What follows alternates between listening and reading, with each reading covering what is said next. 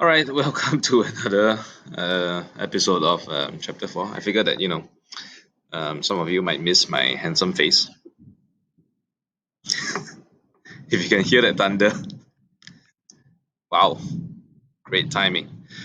Anyway, yeah, so if I figured that, I will need to toggle for this particular recording between the slides itself and also the another section where I will actually need to make use of the whiteboard sort of thing. So that's why I thought not to scare you by having my face suddenly appear. So I thought that scaring you right at the start would be more helpful. Now also bear in mind that I'm not paid like those YouTubers to do these videos. So like the oversimplified videos, which are excellent, I must admit. But yeah, they're doing it for a living. It's in the videos itself. I know I'm teaching for a living, but not a video expert, so you're not going to expect to see any of these very fanciful stuff that you get to see in those videos. And they've already done the job for me for some of them, so yeah, I'll refer to them. Some chapters would be relevant. I haven't actually checked out the World War II one, so it might be helpful. I'll post the link on Google Classroom for you to check it out. Um, and with that, come, let's. I think my face will be gone now. Yeah, so we're gonna go on to the slides itself. Right? And I also learned that I really thought very highly of this technology, and I thought that it would actually not record certain things. Yeah, I was wrong. So the first part, okay, we talked about um, the weakness of the League of Nations and did um, how they actually did contribute to World War II starting. Now we're going to move on to two main reasons. Now, I know there are three reasons that we are looking at. The first one being the weakness of League of Nations. Second one is Hitler's expansionist policy, and the third one being the appeasement policy. Now, it's not to say conclusively that the League of Nations was not a major factor, but as we are looking at the next two factors, you realize that these two play a big part, and also the League of Nations lack of action. Excuse me, lack of actions, it is somewhat similar to appeasement policy. Okay, so as we get to that particular third factor, you will know what I'm talking about. But for now, all right, let's do with yeah, the favorite character so far that you all have learned, that is Hitler. And we're going to look at what he has done, okay, his actions. Now, if you can recall, right, in chapter 3, under the political impact of Hitler's rule, we look at a certain timeline that ended off in 1934 when Hitler becomes president. We're going to carry on from somewhere there and look at what Hitler has done all the way up until 1939 when Hitler becomes president. Okay, so for this particular chapter, actually, I should have included the dates for you. Um, yeah, okay, I'll get to the dates part later when I start drawing on stuff. The dates are important for this chapter. You will need to know all the various dates. Okay. Now, so this is actually his Hitler's purposes, his aims. Okay, so if you look at your textbook on page 114, all right, it's actually in the middle of the textbook and it's something that looks like you would neglect while you're reading a textbook. Please don't. It is important that you know this. So do look at the textbook. This I have no idea what color is this, right in the smack in the middle of page 114. No idea what color is this, yeah, but you would know what I'm talking about when you go to page 114. Right, so his three aims, Hitler's three aims, establish a greater Germany through acquiring lands, especially the lands that was lost under Treaty of Versailles, okay, uniting ethnic Germans into one country. Now, this is talking about the principle of self-determination. I briefly mentioned this when we briefly learned about this in chapter 1, where we looked at why the Germans hated the Treaty of Versailles, and one of the reasons was the self-determination principle. Okay. Now, secondly, create Lebensraum. I probably am pronouncing it wrong, and believe it or not, in my previous videos, there were some random people who actually commented on my very badly pronounced Vietnamese names, I think, or French names. Yeah, yeah.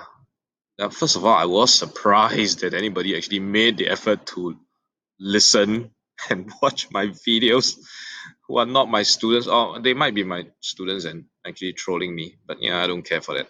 So yeah, I probably am pronouncing it wrong. I don't care. This Lebensraum thing, all right, it's called living space.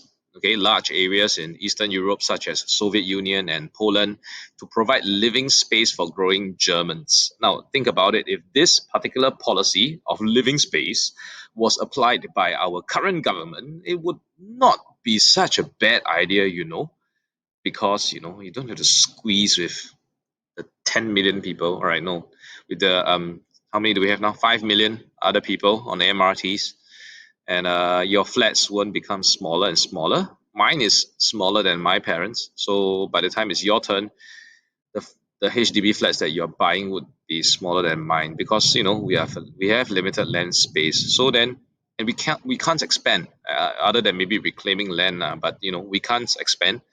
And so, unless we adopt a policy like Hitler's one to conquer other areas for the purposes of living, for land, uh, yeah, you're going to continue squeezing with other people on the MRT. Now, this policy will come up again, not, of course, not in the term Lebensraum, but it will come up again in chapter 6 for Japan, who had similar ideas as well. Okay, and the third aim is to establish a superior Aryan race by rebuilding Germany's armed forces and exterminating inferior races. And we have learned about this in chapter 3, the inferior races, not just referring to Jews, but the Poles, the Gypsies, and the homosexuals, and quite a few. Okay, the homosexuals aren't a race, but the general group of people who would be discriminated against under Nazi rule. So these are his three aims. So with these three aims that he had, he went about taking the actions to achieve his aim, just like how you set goals for yourself and you need to take concrete action to achieve your goals. Now, so the very first thing that he did was not to invade anybody yet. That will come later. Okay, so he withdrew from the League of Nations first. Yes, Germany are part of the League of Nations, right? And he also withdrew from the Geneva Disarmament Conference because he doesn't want to disarm. Now, at the Geneva Disarmament Conference, Hitler first proposed that France disarm to the same level of armaments that the Treaty of Versailles allowed Germany. Now, if you recall, under the Treaty of Versailles, for that that punished Germany, the terms for demilitarization were extremely harsh, and one of the reasons why Germans hated the Treaty of Versailles was because, due to the demilitarization terms, they could not protect themselves. Can you imagine if they asked the same of France? So, if you read this another way, it could be likely that Hitler proposed this with the knowledge that France would say no, and they would use the French objections as an excuse to withdraw from the Disarmament Conference and the League of Nations. So once they've done that, Hitler would carry on taking steps to increase Germany's military capabilities to achieve his expansionist policy. Now, you might be wondering if Hitler were going to do it anyway, and Hitler had been doing illegal stuff, or rather, actually, legal stuff that are not good. All right, has been doing that in his country, and no, actually, he has been doing some illegal stuff as well. So then, if he has been doing illegal stuff all this time, it means to say he don't care, right? So why did he actually need to withdraw from the League of Nations and to withdraw from the conference at all? Just do what you want, right? That could be possible. But I guess Hitler wanted to have people not interfere with Germany's affairs. Again, I don't want to put myself in the shoes or in the brains of Hitler and try to think and understand why he's doing what he's doing. But yeah. So after he has done that, okay, he's going to embark on conscription and rearmaments. Now, conscription would have already started, really. Under the economic policies, you would have read that. No, sorry, not would have started already. You would have learned about it already when we talk about his economic policies in chapter 3. All right. So, and they actually carried on this. They stepped up a secret rearmaments and conscription program. Secrets because they don't want anybody to find out. And when he had actually more or less remilitarized. That means to say, ignoring all the terms of the Treaty of Versailles and remilitarizing to whatever he wanted. He announced his remilitarization program in 1935. Now, at this point in time, when we say he announced, that means to say the rest of the world would know about it. So then the question here is, why didn't anybody stop him for breaking the terms of the Treaty of Versailles? So that's where we're going to look at the third factor, all right? So by 1935, they had 2,500 planes in the Luftwaffe, that's the German Air Force, and 300,000 strong army. And they also introduced conscription. And conscription, again, a reminder, is basically starting to force people to join, or men mainly, I think, to join the military forces, the armed forces.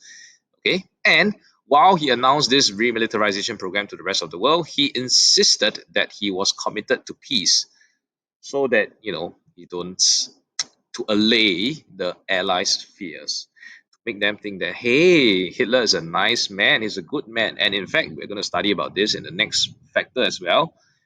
The British honestly thought that, this Hitler fella is not too bad. Now, before you go like, what? We have the benefit of hindsight, so obviously we know what a bad dude that he was. But I don't know if any of you are going to turn out to become serial killers next time. Hopefully not, right? Okay, and look at the parade where they show their strength, they show their army and whatnot. Okay, and that was on the Declaration of Rearmament Day in Berlin, Germany, 1935. All right. So again, the question there, if you're looking at the slides, what do you think the response of the League of Nations, Britain and France would be? So that's what we will cover in the third factor. Okay. Oh, okay. Actually, we will cover it a little bit of it now, but more in greater depth in the third factor. So, despite violating the Treaty of Versailles, the Allies made verbal protests instead of imposing sanctions on Germany. You know what the League of Nations are famous for? Verbal protests, because they work so well. Britain favored a policy of appeasement. Like I said, it's the third factor. And to briefly talk about what is appeasement, basically it is to give in to Hitler. Okay, and they actually signed an Anglo-German naval agreement with Hitler in June 1935, which allowed Germany a limited buildup of its navy. Now the thing is, if Britain actually signed this with Germany, Britain themselves were breaking the terms of the Treaty of Versailles, right? So if one of the leaders of the world at the time decided that they can do this, definitely Hitler would be looking at them and thinking, okay, if you let me do this, what other terms of the Treaty of Versailles I can break?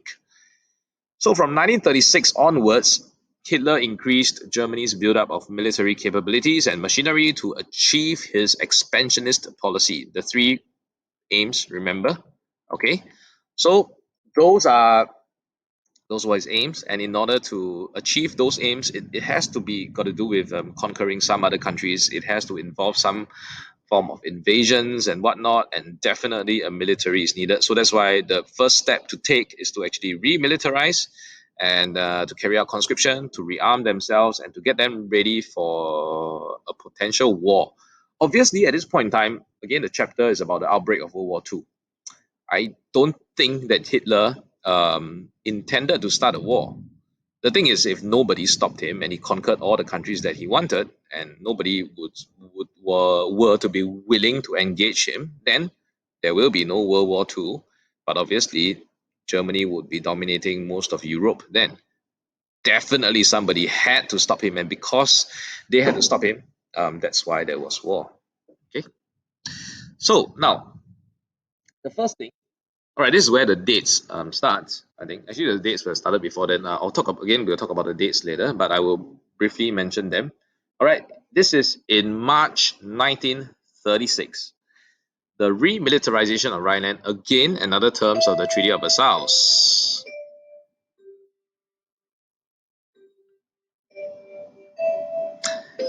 Yes, I am in school recording this.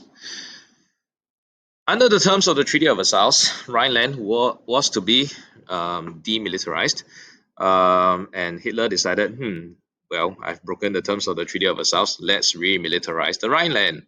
So he used the Franco-Soviet alliance. Now, Franco-Soviet alliance was basically an alliance signed by France and Soviet Union. Now, this is where the map is actually very important. Um, and they are saying that Germany was under the threat of encirclement by France and Soviet Union, and so they had to defend herself. Now, when I say that the map is important, I guess we should look at the map. All right, here you go. Right, again, once in a while, the maps. Oh, goodness. Wow. Let's make my face smaller. Right. Right. All right, again, once in a while, look at the map of Europe. You would need to know this area rather well by the time we finish this chapter, and with good reason. I will show you why. So if you just look at this zoomed out version, you will see Germany right there. Right. Ooh, wow. Okay, Germany and France to the left, and Russia to the right. Now, at that point in time, this was part of Russia as well. Belarus and Ukraine, they were part of Soviet Union. So basically, Germany felt threatened by being trapped in between the two of these countries. All right, let's go back to the slides.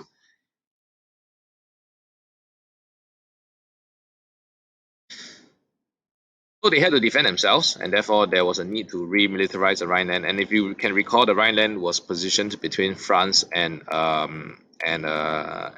Germany.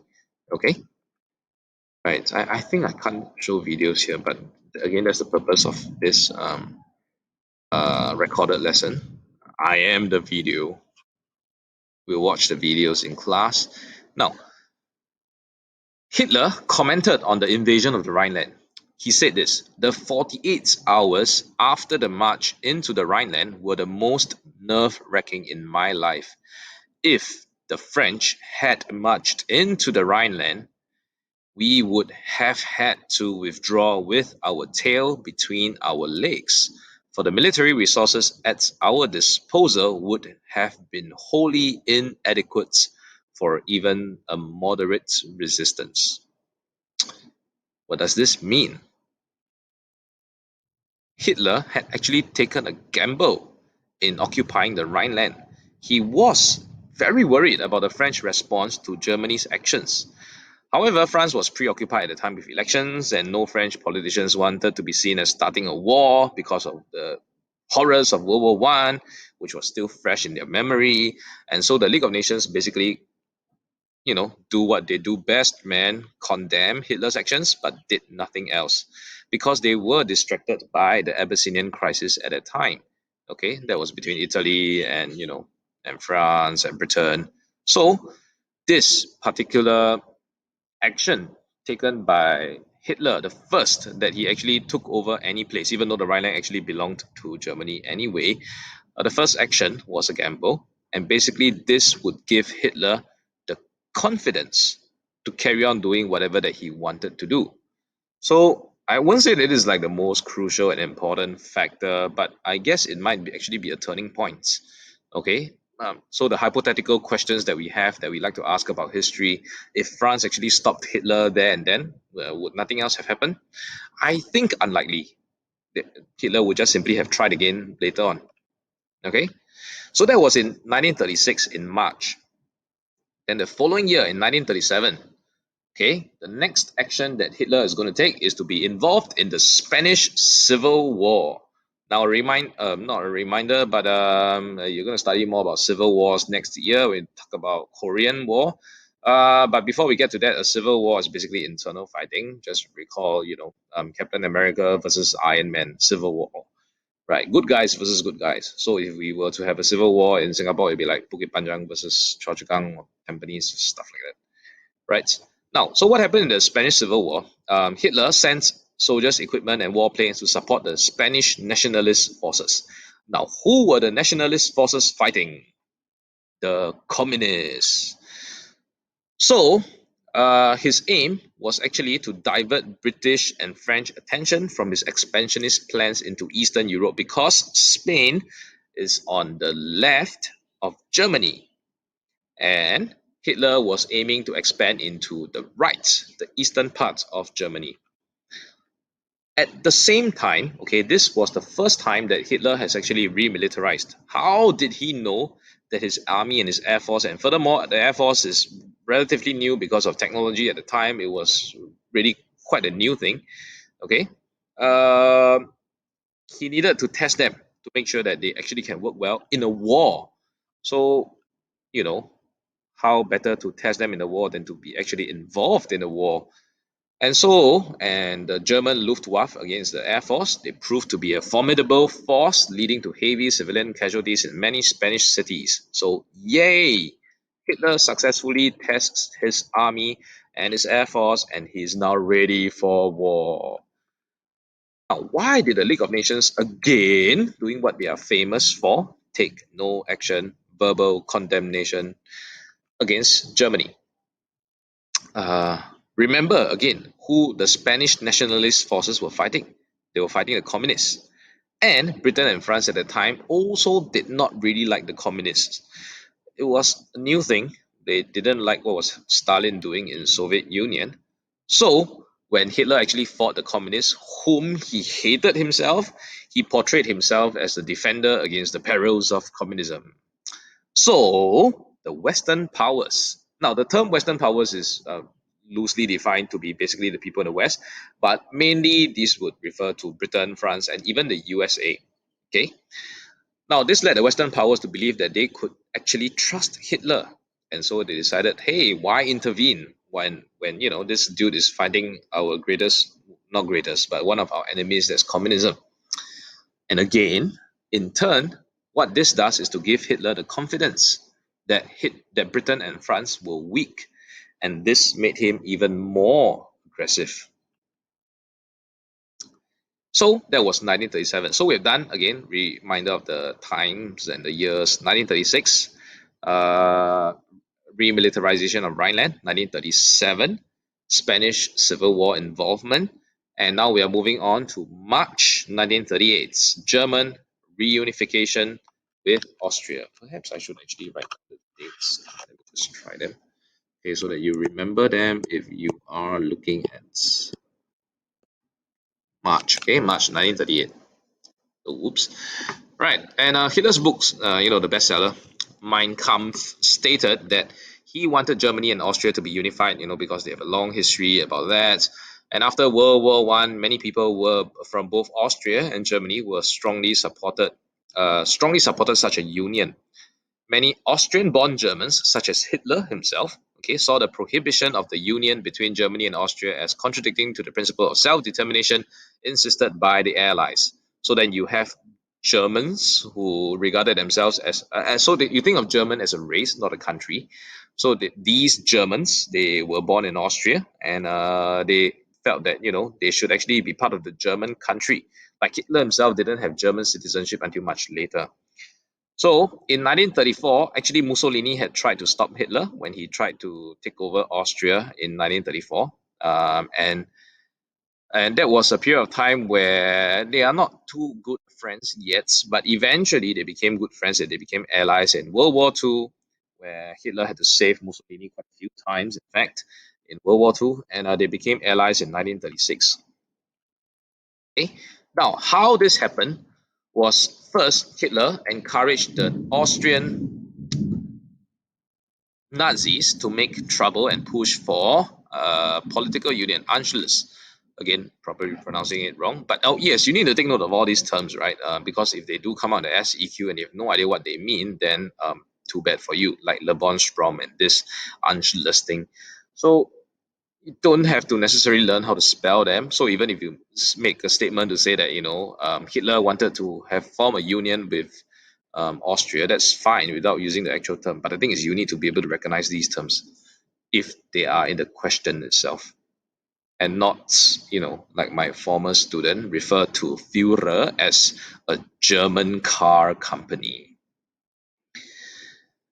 Austrian Chancellor, this guy Kurt Schuschnigg, unwillingly he held a plebiscite. A plebiscite is basically like a vote, okay, like a survey of sorts to see if the Austrian people supported Anschluss with Germany. And can you imagine the results?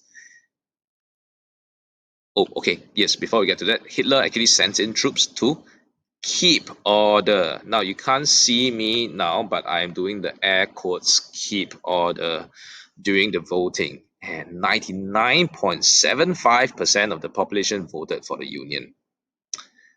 Obviously, the results were either rigged or, yeah, they were afraid of what Hitler might do. And so, in 13th of March 1938, Germany annexed Austria. So, annex is to like invade and to take over. And again, a violation of Treaty of Versailles. And again, Britain and France did absolutely nothing. All right. So can you see that even in the point 938, and bear in mind that again, the timeline, Hitler became the chancellor in January 1933, and then becomes president in 1934, starts rearmament, remilitarizing, and by 1935, he announced that he has actually rearmed to a certain extent. 1936, Spanish Civil War. Sorry, 1936, remilitarization of Rhineland. 1937, Spanish Civil War. And finally, 1938, all through these years with so many things, Britain and France still did nothing. All these evidence weren't enough to convince them that Hitler actually was being very aggressive. They still believed that Hitler was somebody that they could reason with. Okay? And the next place is Czechoslovakia. Again, take note of how to spell. You need to know this. Okay? Now, uh, not Czechoslovakia as a country, but this particular place called Sudetenland. Okay, they were a province of Czechoslovakia. Most of the people in Sudetenland were German, and therefore Hitler wanted Sudetenland to be part of his greater Germany. Again, it's a similar situation where of the self-determination principle where they drew the borders and then there was a group of people who were in Sudetenland who were German, and when they drew the borders, suddenly they found themselves inside Czechoslovakia. So with the Nazis in Sudetenland, Germans in the territory demanded to become part of Germany. All right. And Hitler threatened to attack Czechoslovakia if necessary. So, what do you think again is going to happen here? Are Britain and France going to do absolutely nothing again? Are they going to have a discussion with Hitler? Now, is this situation a bit similar to the Austria one? Well, there was a vote in Austria. This one, there was no vote, and the Nazis simply demanded for Sudetenland to become part of Germany, and Hitler threatened, and we're going to see what happens next. So the Czechs, okay, they are involved in this. The Czechs are basically the people living in Czechoslovakia, okay, led by Edvard Benes. They were willing to fight Hitler. So bring it on. However, Britain and France, they were following this policy of appeasement to avoid fighting a war in Europe. And so they actually signed an agreement. All right, the Munich Agreement on 29th of September 1938 was signed by the leaders of Britain and France with Hitler and Mussolini, where in the agreement, Germany would be allowed to gain control of Sudetenland. Whoa, did you see that coming? One question. The Munich Agreement was signed by the leaders of Britain and France with Hitler and Mussolini. Do you think somebody is missing from the Munich agreements?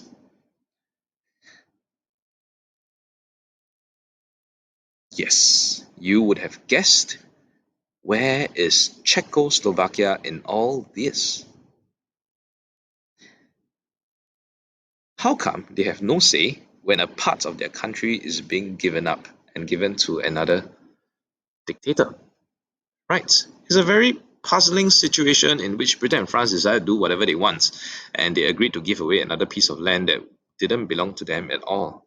Now, in that agreement, okay, in the agreement, sorry, I shouldn't skip to the next slide. In the agreement, why did Britain and France give up Sudetenland? Because in the agreement, Hitler promised not to invade the entire Czechoslovakia if you give me just a small part of it that is Sudetenland. So it's like saying, I am going to give you a small, I can't think of anything but food now, a small slice of pizza, and in return, you promise not to eat the entire pan of pizza. If you are very hungry, like I am right now, okay, you probably would not stick to that promise. If you were Hitler, I have some self-control. I will stop at one if I were given just one slice. Right, so basically that is that particular situation where Hitler promised. And if you can recall, what Hitler says about promises in the movie Hitler Rise of Evil, in his words, I don't give a damn about promises. So, what's going to happen next is Hitler invaded the entire Czechoslovakia anyway in March 1939. Well, he kept his promise for, 6 months from September 1938 to March 1939. And only at that time, okay?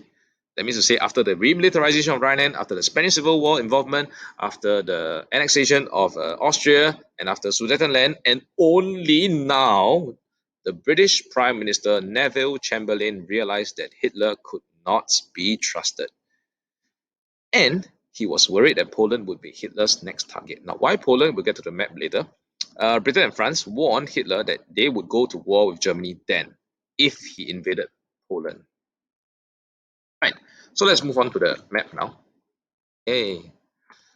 All right. So if you look at the position of, obviously this is a modern day map, and you won't be able to. I'm lazy to draw that up because I think this is easier when you're using Google Maps. All right. So if you look at what Hitler had done, right, he basically moving in this direction. Okay, starting off with Austria. Okay, after he annexed Austria, he moved on to Czechoslovakia, which, by the way, today is two different countries. So Sudetenland is probably somewhere here. They share a border with Germany. Okay, this entire parts, right? This area here. All right. And so after Austria, then Sudetenland, then Czechoslovakia, and then after that, the next destination, Poland. And Hitler's eventual aims was to invade Russia or USSR or Soviet Union at the time. This huge country. All right.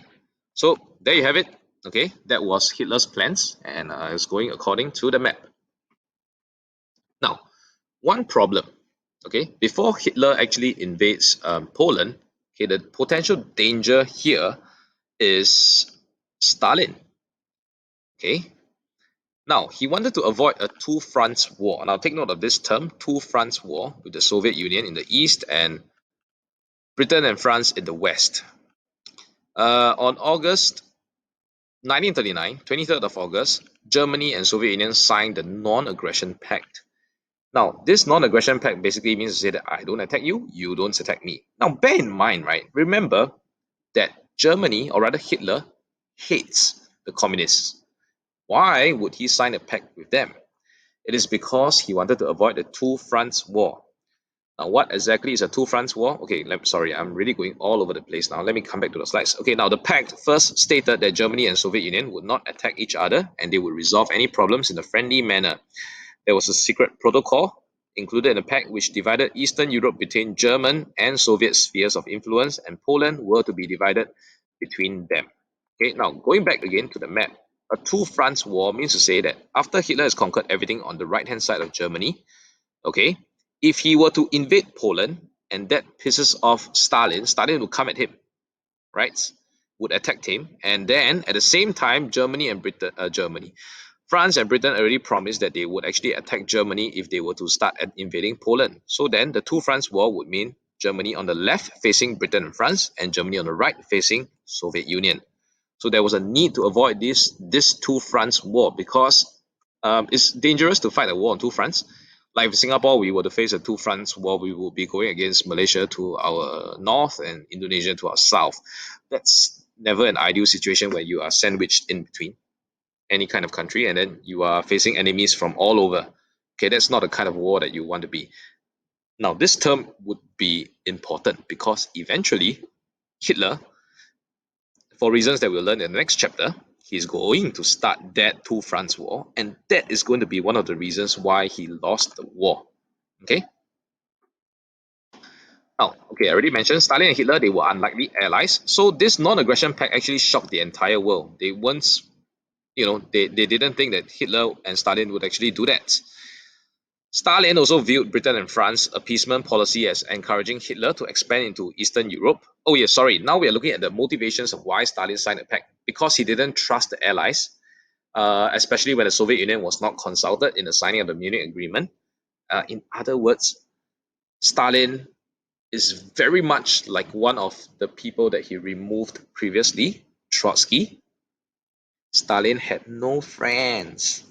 So when Hitler came forward and said, let's sign a non-aggression pact, Hitler's like, okay, I got no other friends. Nobody want to sign agreement with me. And so this also gives Stalin the breathing space to prepare for an eventual war with Germany. Because Stalin knew that Hitler didn't like him. So this non-aggression pact would be but a temporary thing. And so Hitler, with the Nazi-Soviet non-aggression pact in place, he invades Poland. Now, since 1937, Hitler had demanded that the free city of Danzig to be part of Germany. Now, most of the people in Danzig were German. Hitler also wanted to build a railroad across the Polish corridor to reconnect Germany to East Prussia. But the Polish leaders never really liked Hitler, and they feared the loss of Poland's independence, and their fears were right, and realized in August 1939, when Hitler again made the demand for Danzig to be controlled and also control the Polish corridor. And eventually, Hitler invaded Poland on 1st September 1939, and Britain and France subsequently declared war on Germany on 3rd September 1939, and so the invasion of Poland triggered World War II. So we have a clear start date to World War II, and that is September 1939. And we looked at the events building up eventually to the start of World War II. So can you see how the whole of Hitler's expansionist policy contributed to the eventual start of World War II? All the things that he did. Okay, so this is the second factor, is a major factor, it's a big factor. There are many sub-factors in under this main factor. So then in your SEQs, we would be looking at questions thinking about, did the Nazi-Soviet non-aggression pact one of the reasons why World War II started? How important was it in causing World War II to start? All right, so keep this in mind and wait for the next part of the chapter to come out when we talk about the third factor, appeasement policy.